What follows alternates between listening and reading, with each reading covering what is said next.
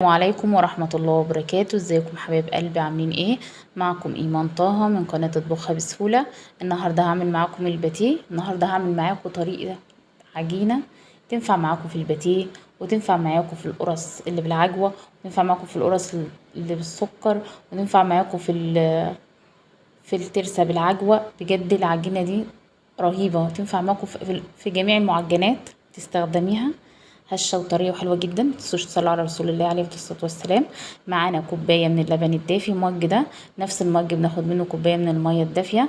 معانا لو احنا في الصيف بنحط معلقة واحدة من الخميرة، لو احنا في الشتاء بنحط الباكت كله. معانا بيضة واحدة. هنخلط كل المكونات. معانا نص كوباية من الزيت. هنخلط كل المكونات دي على بعضيها. المج اللي انتوا شايفينه ده هنملاه نص زيت، هنحط نص زيت ونحطهم على الخلطة دي مع بياض البيضة، مع كوباية من اللبن، كوباية من المية، مع معلقة خميرة. انا هنا هحط معلقة واحدة بس من الخميرة عشان احنا في الصيف والخميرة الكتير ما بتكونش حلوة في العجين.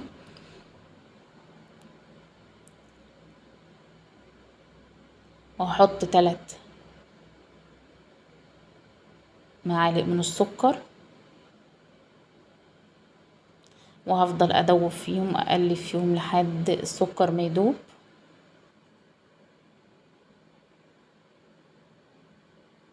اهم حاجة تكون المية دافية مش سخنة، علشان لو سخنة هتبطل معانا مفعول الخميرة. معانا معلقة صغيرة من الملح. هنحط 6 كوبايات من المج اللي انتوا شفتوه ده دقيق. انا حطيت مع اللبن نص كوباية من الزيت. بقلب كله مع بعضيه واعجنه لحد ما تبقى عجينة طرية ومش بتلزق في الايد. يعني حتى لو حسيت ان هي بتلزق حط لها حبة دقيق بساط، او افضلي عجني فيها بايدك هتلم معاكي. انا هنا اهو عجنتها. بجد العجينة دي بتكون هشة وطرية وحلوة جدا. لو عملتيها هتعجبك جدا. وممكن كمان تعمليها كل يوم للأولاد، حلوة جدا للأولاد في المدارس ياخدوها معاهم وهم ماشيين الصبح، ومفيدة. انا هنا عجنتها، فضلت اعجن فيها، كانت طرية، عجنتها لحد ما لمت معايا. واحط لها رشة زيت من تحت ورشة من فوق، واسيبها لحد ما تختمر، لحد ما تملى البولة دي. هي ما شاء الله بتختمر جامد، علشان احنا كمان في الصيف فالعجين بيختمر بسرعة ما بيطولش. نغطيها بستريتش اهم حاجة علشان وشها ما يقشفش، ونسيبها ترتاح نص ساعة ساعة على حسب ايه ما تختمر معانا. انا غطيتها بالستريتش رول وسبتها لحد زي ما انتوا شايفين كده حبايبي ضعفت معانا وملت البولة. برجع اخرج الهواء اللي فيها، اخرج كل الهواء اللي فيها ده.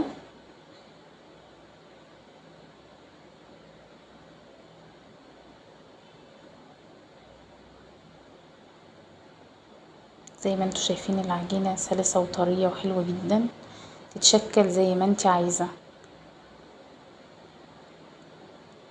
عايزة تعمليها كرواسون، عايزة تعمليها باتيه، عايزة تعمليها القرصة المحشية عجوة، عايزة تعمليها الترسة بالعجوة، اللي تحبيه تشكل معاكي في اي حاجة.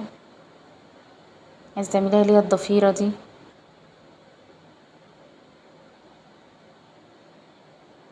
انا هنا هقسمها على 3 مرات. اهم حاجة العجين يرتاح معاكي، هو ده اللي بيخلي العجينة هشة معاكي. انا هنا هفردها بشكل مستطيل.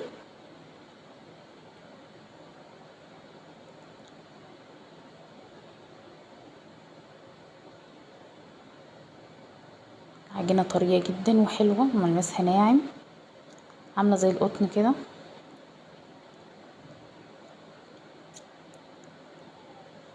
تتفرد معانا بكل سهولة. انا هنا اهو فردتها بشكل مستطيل. ده معانا 150 جرام من الزبدة. عندك بقى سمنة بلدي، عندك اللي هي السمنة النيوزيلندي، عندك السمنة بتكون حلوة جدا بالسمنة النيوزيلندي، لو ما عندكيش عادي ممكن تعمليها بالسمنة النباتي. احنا بنعملها كده علشان تبقى مورقة. طبقة السمنة دي بتخليها مورقة من جوه، طبقاتها بنلفها لما بنحط لها السمنة كده بتورق من جوه. نسيبها تاني ترتاح. هنطبقها زي ما انتوا شايفين كده. هناخد الطرف اليمين ونطبقه، ونحط عليه الطرف الشمال.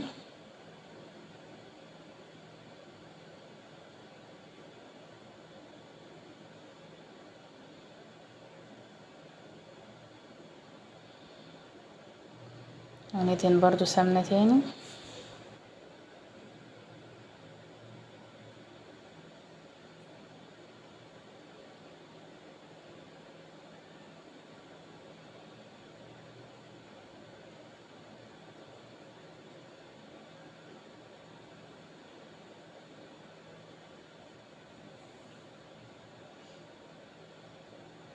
ونسيبها بقى ترتاح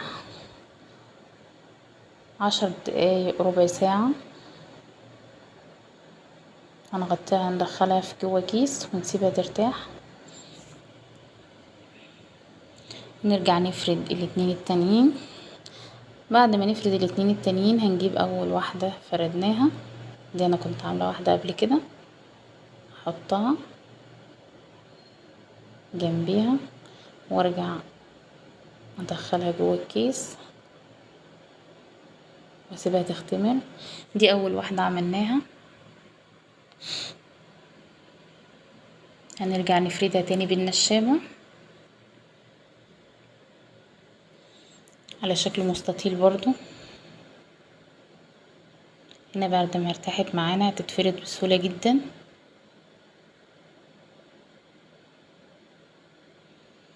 ما تنسوش تصلوا على رسول الله في التعليقات عليه افضل الصلاة والسلام. هنا انا بعد ما فردتها مستطيل هحشيها جبنة شيدر، انا جايباها وبشراها في البيت. الحشو ده على حسب ما تحبي، عايزة تحشيها جبنة شيدر ماشي، عايزة تحشيها جبنة رومي، عايزة تحشيها جبنة اسطنبولي، اي نوع جبنة تحبي تحشيها بيه احشيها بيه.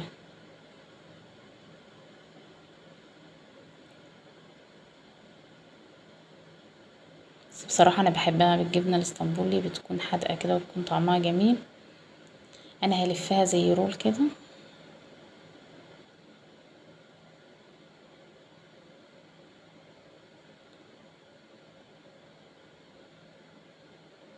بنتني الطرف الاخير كده ونلفها زي رول، واحدة واحدة كده هتلف معاكي بكل سهولة.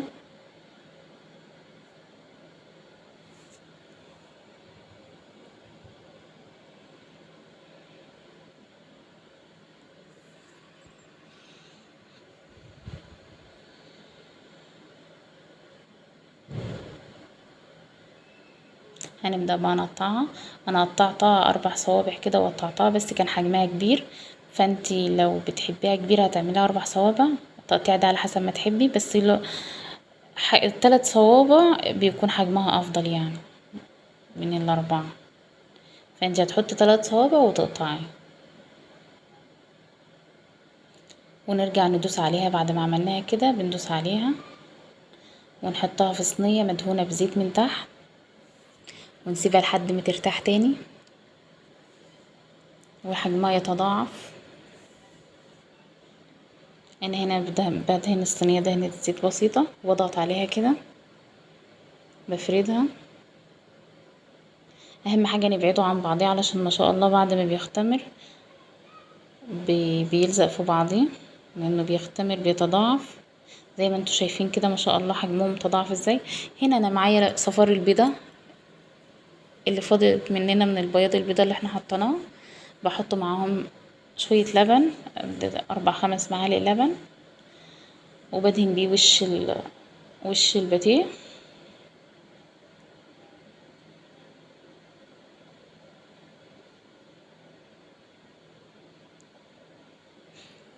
هدهن وش الباتيه كله. انا هنا بدخلها على درجة حرارة 190. الفرن بيكون سخن قبلها ب10 دقايق ربع ساعة تستوي من تحت. برجع اولع عليها الشواية زي ما انتوا شايفين كده. ال6 كوبايات عملوا معانا الكمية دي، وكان في تاني. ما شاء الله هشة وطرية. العجينة بتاعتها عاملة زي القطن كده، جميلة، طعمها تحفة. جربوها والله ما هتندموا. الباتيه بيكون حجمها اصغر من دي، والواحدة ب5 جنيه، فليه نشتريه. طريقته سهلة جدا. تعرفي تعمليه في البيت، تعرفي بالعجينة دي تشكلي اي نوع عجين او اي نوع مخبوزات انتي تحبيه. جبنة سايحة جواها، طعمها تحفة. هشة وطرية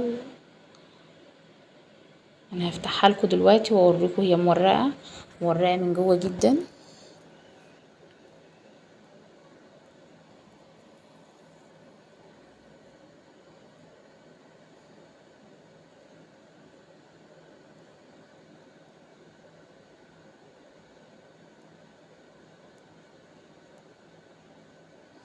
وشها زي ما انتوا شايفين بيلمع.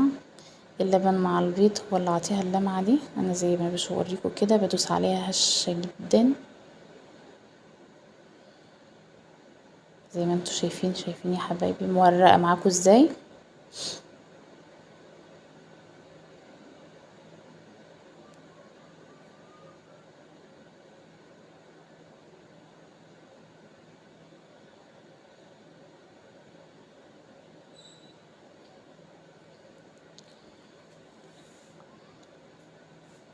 لو انت اول مرة تشوفيني متنسيش تشتركي في القناة وتفعلي زر الجرس علشان يوصلكم مني كل جديد. ولو عجبك الفيديو ياريت تدوسي لايك وشير واشتراك في القناة. ما تنسوش تصلوا على رسول الله عليه افضل الصلاة والسلام في التعليقات. عليك افضل الصلاة واتم السلام يا حبيبي يا رسول الله.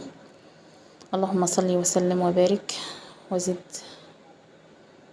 سلاما ونورا عليك يا سيدنا محمد عليه افضل الصلاة والسلام. والسلام عليكم ورحمة الله وبركاته.